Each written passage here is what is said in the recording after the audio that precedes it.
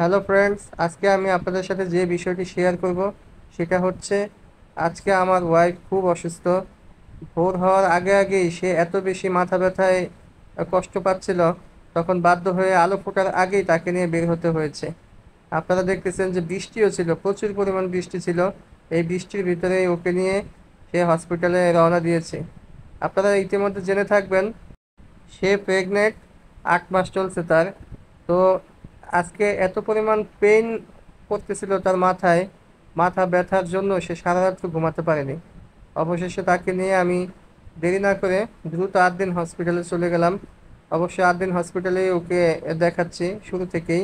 এই যে দেখতেছেন, এত সকালবেলায় আসছে, বৃষ্টিতে ভিজে, কেউ আসেনি, কোনো লোক নাই, শুধুমাত্র আমরাই।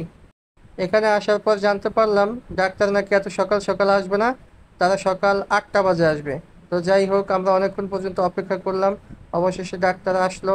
আসার পরে ওকে দেখলো, দেখলো যে আসলে সিরিয়াস অবস্থা। পরবর্তীতে ডাক্তার বলল যে ওকে টেস্ট করাতে হবে। টেস্ট লিখে দিল, যে টেস্ট আবার 8 দিন হসপিটালে হবে না।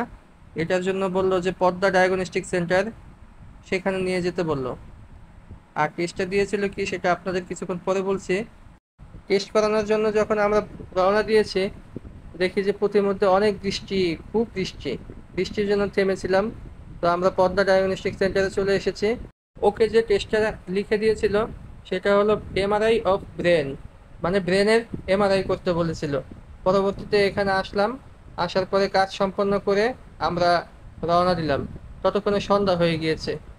যাই হোক, পরিশেষে একটা কথা বলবো, যে আপনারা আপনাদের প্রিয় মানুষটির প্রতি সতর্ক থাকুন এবং তাদের অনেক বেশি যত্ন নিন এবং খেয়াল রাখুন। আমাদের জন্য দোয়া করবেন।